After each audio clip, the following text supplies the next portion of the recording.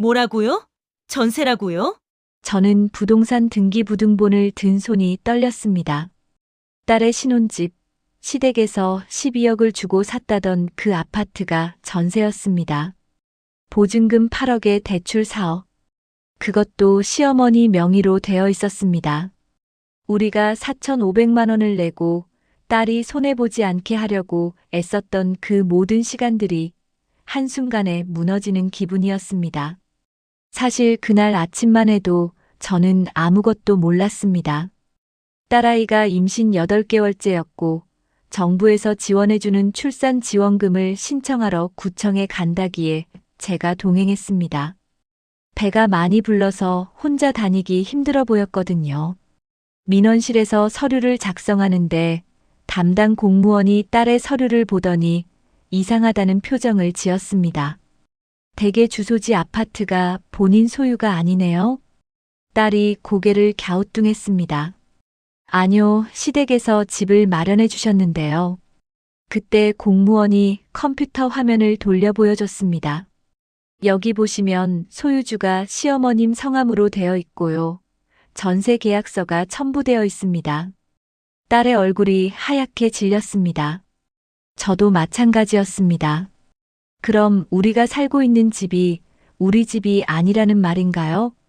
공무원이 난처한 표정으로 고개를 끄덕였습니다. 법적으로는 시어머님 소유의 전세 주택입니다. 따님 명의로는 아무것도 없으시네요. 저는 그 자리에서 숨이 막히는 것 같았습니다. 12억짜리 집을 샀다고 아들 장가 보내느라 큰돈 들였다고 그래서 다른 건 신경 쓸 여력이 없다고 했던 시댁 어머님의 말들이 주마등처럼 스쳐 지나갔습니다. 구청을 나와서 딸과 저는 한참을 말없이 걸었습니다. 딸이 먼저 입을 열었습니다. 엄마, 나 어떡해. 시어머니한테 속은 거야? 목소리가 떨리고 있었습니다. 저는 딸의 손을 꼭 잡았습니다. 일단 집에 가자. 차근차근 알아보자. 차를 몰고 집으로 오는 길에 저는 계속 생각했습니다. 시댁에서 정말 우리를 속인 걸까? 아니면 우리가 오해하고 있는 걸까? 그런데 아무리 생각해봐도 이해가 되지 않았습니다. 집을 샀다고 분명히 말했는데 전세라니요. 더군다나 시어머니 명의라니요. 집에 도착하자마자 저는 남편에게 전화를 걸었습니다. 여보, 지금 당장 집에 와봐요. 남편의 목소리가 놀란 듯 들렸습니다. 무슨 일이야? 딸아이 괜찮아? 딸은 괜찮은데 큰일 났어요. 빨리 와봐요. 남편이 서둘러 집에 도착했습니다. 저는 구청에서 받은 서류를 남편에게 보여줬습니다. 남편의 얼굴이 점점 굳어졌습니다. 이게 대체 무슨 소리야? 집을 샀다고 했잖아. 나도 그렇게 알고 있었어요. 근데 알고 보니 전세였어요.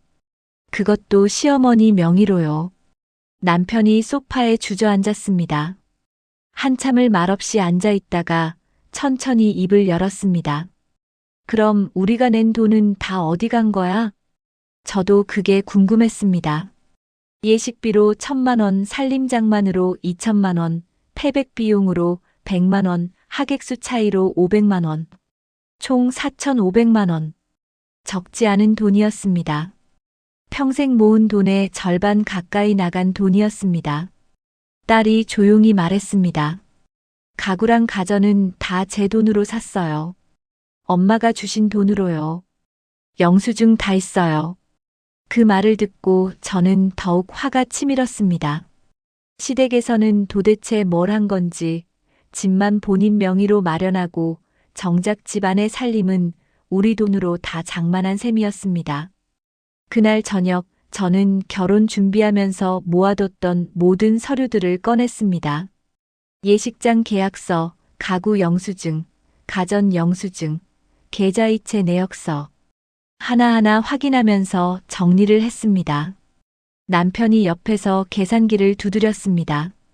2천만 원어치 가구하고 가전 영수증이 다 여기 있네. 그럼 시댁에서 산 건 하나도 없다는 얘기야? 그런 것 같아요. 저는 이를 악물었습니다. 시댁에서는 집을 마련했다고 했지만 실제로는 전세를 끼고 본인 명의로 산 것이었고 정작 집 안의 살림은 우리 돈으로 다 장만한 셈이었습니다. 이게 공평한 건지 이게 맞는 건지 도무지 이해할 수가 없었습니다. 딸이 남편에게 전화를 걸었습니다. 여보, 지금 시간 돼? 엄마 아빠랑 얘기 좀 해야 할 것 같아. 사위가 퇴근하고 집으로 왔습니다. 딸의 신혼집이 아니라 저희 집으로 온 겁니다. 현관문을 열고 들어선 사위의 얼굴이 긴장되어 보였습니다.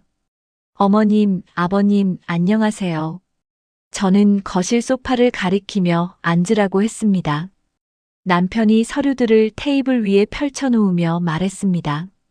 자네 집이 전세라던데 그거 알고 있었나? 사위의 얼굴이 하얗게 질렸습니다. 네. 무슨 말씀이세요?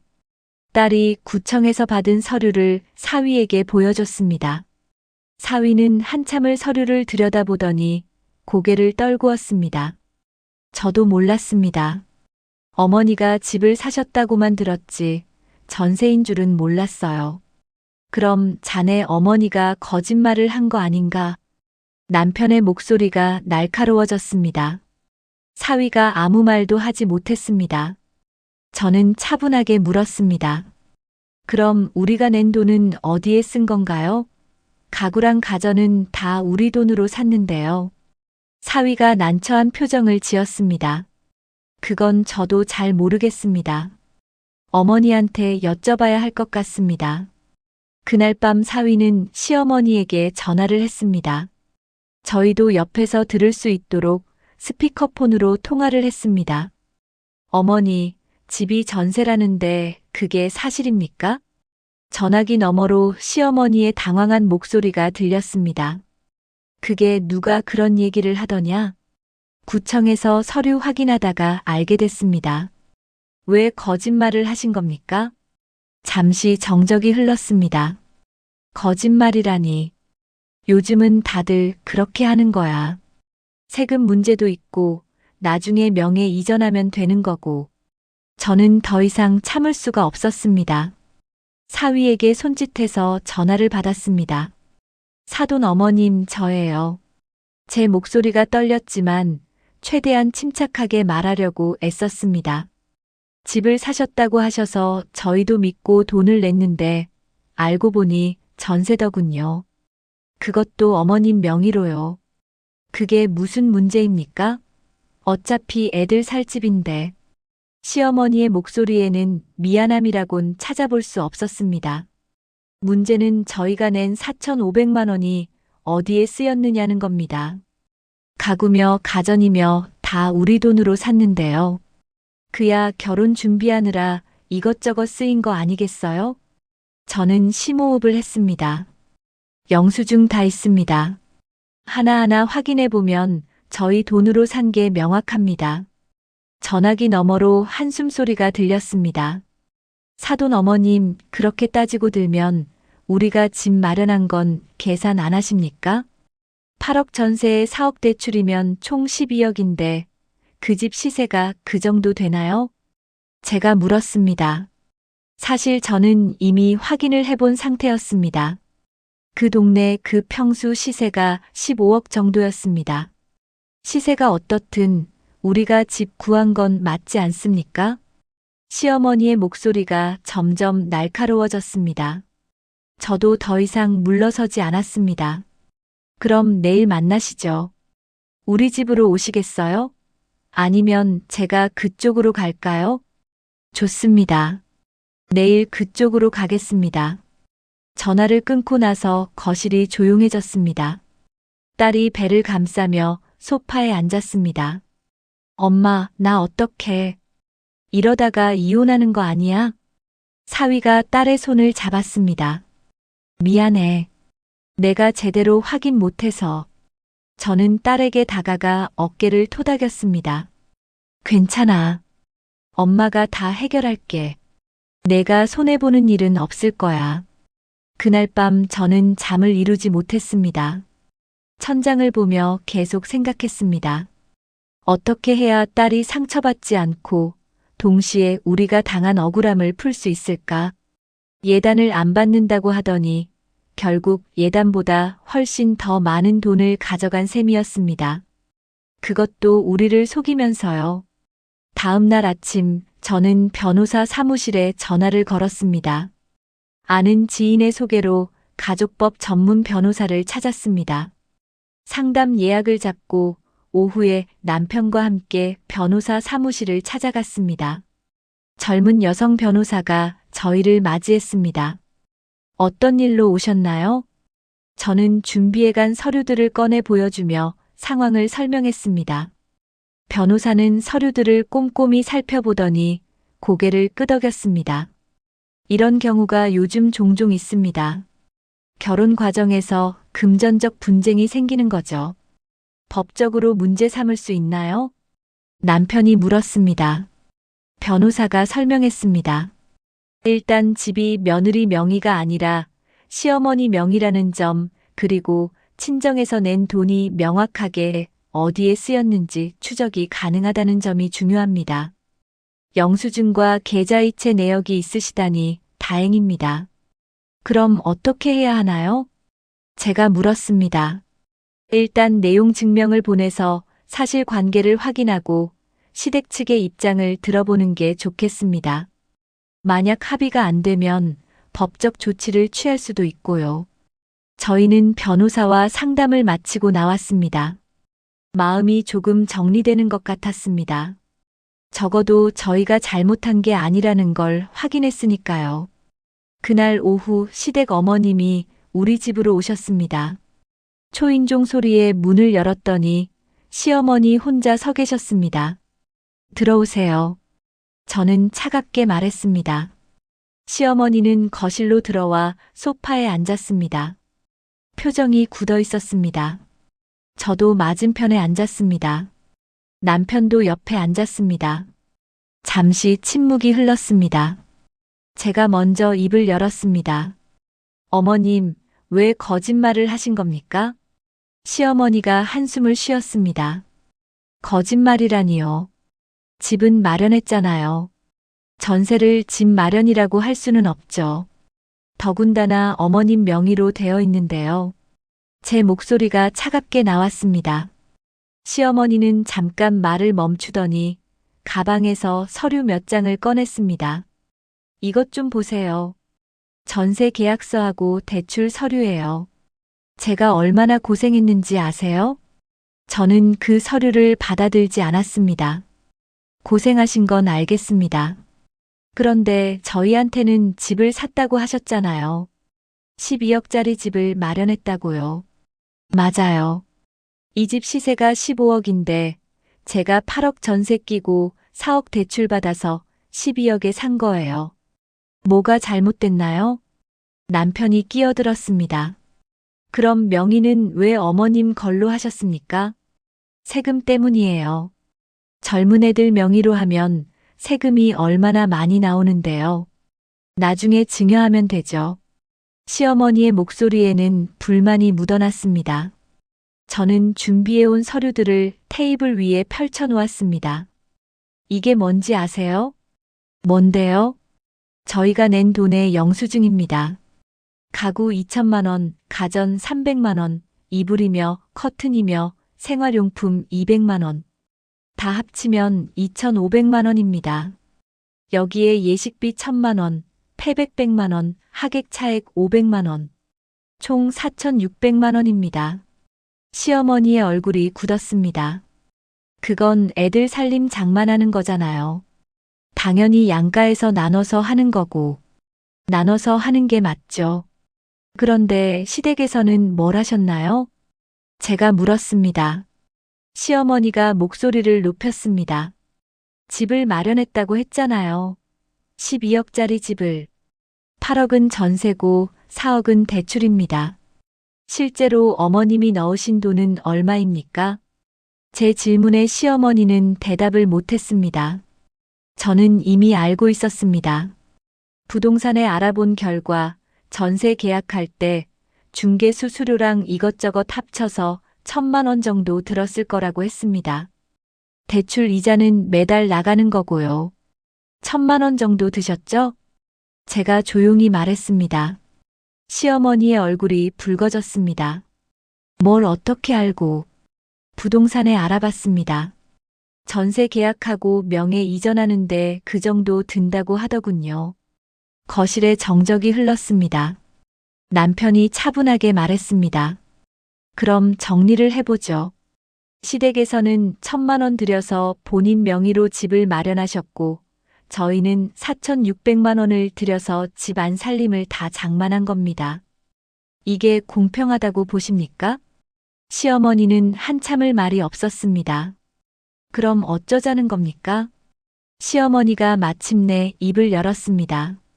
목소리에 경계심이 가득했습니다. 저는 준비해온 메모지를 꺼냈습니다.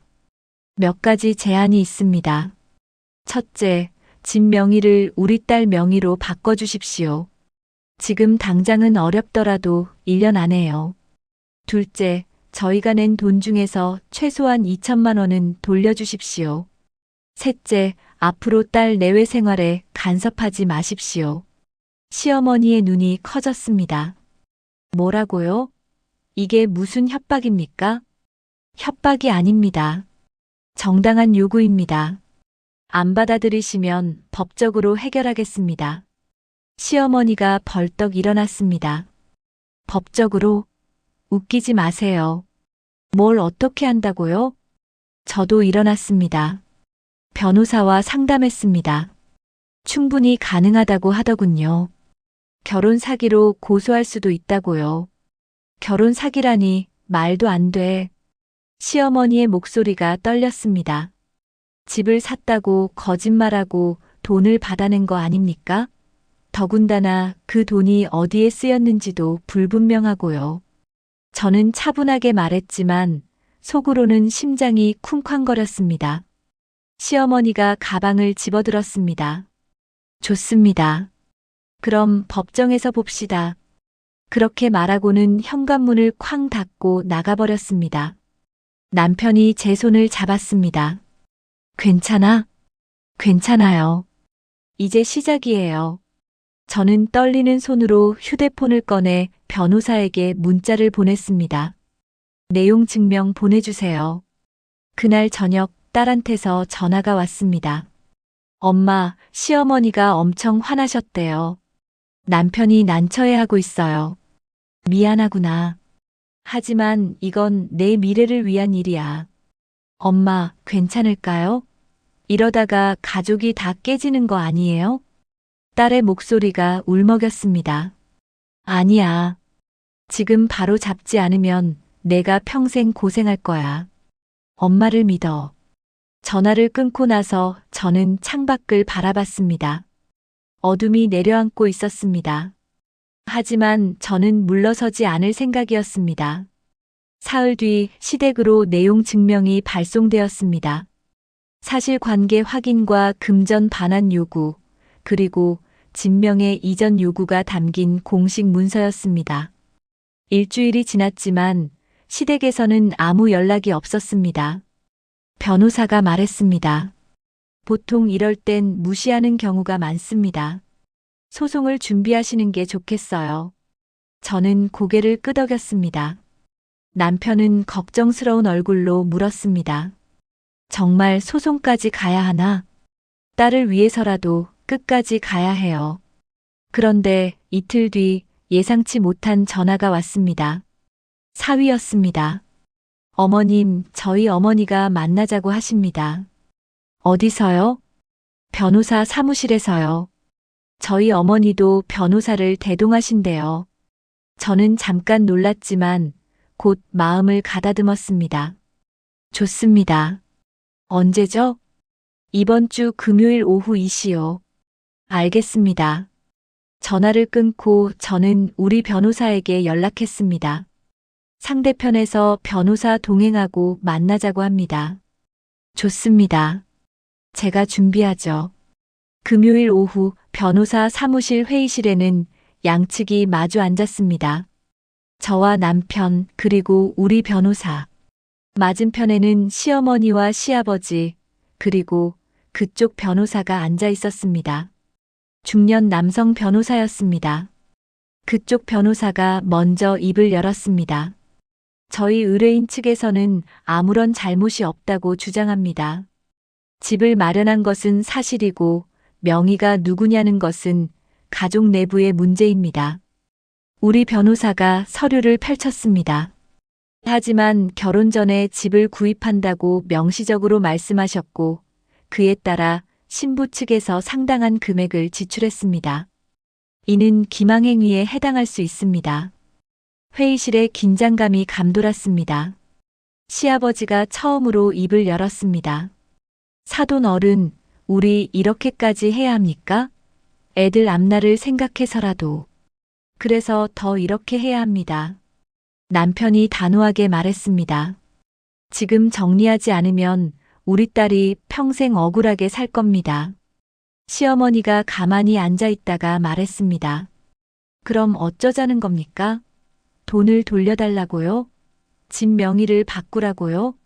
우리가 그럴 형편이 안 됩니다. 형편이 안 되면 집을 파시든지요. 제가 냉정하게 말했습니다. 시어머니의 얼굴이 하얗게 질렸습니다. 집을 팔라고요? 그럼 우리는 어디서 살라고요? 그건 저희가 알 바 아닙니다. 저희도 평생 모은 돈을 딸 결혼에 다 쏟아부었어요. 그런데 알고 보니 그게 다 허상이었다는 걸 알았을 때 저희 기분이 어땠을 것 같으세요? 제 목소리가 떨렸습니다. 그동안 참았던 감정들이 터져 나오는 것 같았습니다. 예단도 안 받는다고 하셨죠. 요즘은 그렇다고 하셨죠. 그래서 저희도 시대에 맞춰서 이해했습니다. 그런데 알고 보니 예단 대신 현금을 받아가신 거잖아요. 그것도 훨씬 더 많이요. 시어머니가 고개를 떨구었습니다. 시아버지가 한숨을 쉬었습니다. 그쪽 변호사가 잠깐 시어머니와 속삭이더니 말했습니다. 시간을 좀 주십시오. 의뢰인과 상의할 시간이 필요합니다. 우리 변호사가 고개를 끄덕였습니다. 2주 드리겠습니다. 그때까지 답변이 없으면 소송을 진행하겠습니다. 회의는 그렇게 끝났습니다. 집으로 돌아오는 차 안에서 남편이 말했습니다. 잘한 걸까? 잘한 거예요. 이제라도 바로잡는 거예요. 저는 단호하게 대답했지만 속으로는 떨렸습니다. 정말 이게 맞는 걸까? 딸은 괜찮을까? 밤에 딸한테서 전화가 왔습니다. 엄마, 오늘 회의 어땠어요? 잘 됐어. 2주 안에 답 준다고 했어. 남편이 많이 힘들어해요. 중간에서 어떻게 해야 할지 모르겠대요. 그래도 내 편을 들어야지. 내가 손해보는 걸 가만히 보고만 있으면 안 되지. 엄마, 고마워요. 그리고 미안해요. 딸의 목소리에서 눈물이 느껴졌습니다. 2주가 지났습니다. 시댁에서 연락이 왔습니다. 다시 만나자고 했습니다. 이번에는 변호사 없이 가족끼리만 만나자고 했습니다. 저는 조심스럽게 동의했습니다. 이번에는 중립적인 장소로 시내 한 조용한 카페를 택했습니다. 사위도 함께 나왔습니다. 딸은 임신 중이라 집에서 쉬고 있었습니다. 자리에 앉자 시아버지가 먼저 말문을 열었습니다. 사돈 어른, 우리가 잘못했습니다. 예상치 못한 사과였습니다. 처음부터 솔직하게 말씀드렸어야 했는데 체면 때문에 그러지 못했습니다. 사실 저희도 형편이 넉넉하지 않습니다. 12억짜리 집을 마련한다고 했지만 실제로는 전세를 끼고 겨우 마련한 겁니다. 시아버지의 목소리가 떨렸습니다. 그래도 아들 장가 보내면서 집 하나는 마련해줘야 한다는 생각에 무리를 했습니다. 시어머니도 고개를 숙이고 있었습니다. 저는 그 모습을 보며 마음이 조금 누그러지는 것을 느꼈습니다. 하지만 동시에 그렇다고 해서 우리가 당한 억울함이 사라지는 것은 아니었습니다. 이해는 합니다. 하지만 그렇다고 해서 저희를 속이고 돈을 받아내도 되는 건 아니지 않습니까? 남편이 차분하게 말했습니다. 그건 정말 죄송합니다. 저희가 보상하겠습니다. 시아버지가 봉투 하나를 꺼냈습니다. 여기 1천만 원 있습니다. 당장은 이것밖에 준비하지 못했지만 나머지는 분할로 드리겠습니다. 저는 그 봉투를 보며 복잡한 심정이 들었습니다. 그리고 집 명의는 1년 안에 따님 명의로 바꾸겠습니다. 증여세 문제가 있어서 시간이 좀 필요합니다만 약속드립니다. 시어머니가 처음으로 말했습니다. 저는 남편과 눈을 마주쳤습니다. 남편이 작게 고개를 끄덕였습니다. 알겠습니다. 믿겠습니다. 하지만 약속을 지키지 않으시면 그때는 정말 법적으로 가겠습니다. 그러십시오. 저희도 각서를 쓰겠습니다. 시아버지가 말했습니다. 그날 저희는 각서를 작성했습니다. 금전 반환 계획과 명예 이전 약속이 담긴 문서였습니다. 사위가 보증인으로 서명했습니다. 카페를 나서는데 시어머니가 제 팔을 잡았습니다. 사돈 어머님, 정말 죄송합니다. 그리고 감사합니다. 네. 덕분에 제 잘못을 깨달았습니다. 며느리한테도 미안하고요. 앞으로 잘하겠습니다. 저는 고개를 끄덕였습니다. 그 눈빛이 진심으로 보였습니다. 집으로 돌아와 딸에게 전화했습니다. 다 해결됐어. 걱정 마. 정말요? 엄마, 고마워요. 딸의 목소리가 밝아졌습니다. 그날 밤 저는 오랜만에 편안하게 잠을 잘 수 있었습니다. 한 달 뒤 딸이 건강한 손자를 낳았습니다. 병원에 달려갔을 때 딸의 얼굴이 행복해 보였습니다. 시어머니도 와 계셨습니다. 우리는 서로 어색하게 눈인사를 나눴습니다. 그런데 신생아실에서 손자를 보는 순간 그 모든 감정들이 녹아내렸습니다. 작고 소중한 생명이었습니다. 6개월 뒤 시댁에서 약속대로 나머지 돈을 갚았습니다. 그리고 1년이 되는 날, 집 명의가 딸 명의로 바뀌었습니다. 등기부등본을 받아든 딸이 눈물을 흘렸습니다. 엄마, 정말 고마워요. 엄마 아니었으면 나 평생 억울하게 살았을 거예요. 저는 딸을 꼭 안아주었습니다. 엄마는 내가 행복하면 그걸로 충분해. 지금 돌이켜보면 그때 제가 싸우지 않았다면 어땠을까 싶습니다. 아마 평생 소가리를 하며 살았을 겁니다. 딸도 시댁 눈치를 보며 고개 숙이고 살았을 테고요. 때로는 싸워야 할 때가 있습니다. 특히 내 자식이 억울한 일을 당했을 때는 더욱 그렇습니다. 물론 쉬운 일은 아니었습니다. 많이 떨렸고 밤에 잠도 못 이뤘습니다. 하지만 결국 해냈고 그 덕분에 딸은 지금 당당하게 자기 집에서 살고 있습니다. 요즘 시어머니와 딸의 관계도 많이 좋아졌습니다. 손주를 보러 오실 때마다 미안하다는 말씀을 하시고 딸에게도 더 신경 써주십니다. 사위도 그날 이후로 달라졌습니다. 아내 편을 확실히 드는 법을 배웠다고 하더군요. 가끔 딸이 말합니다. 엄마가 그때 싸워줘서 지금의 내가 있는 것 같아요. 나도 나중에 내 아이한테 그런 엄마가 될 거예요. 그 말을 들을 때마다 가슴이 뭉클합니다. 이야기 들어주셔서 감사합니다.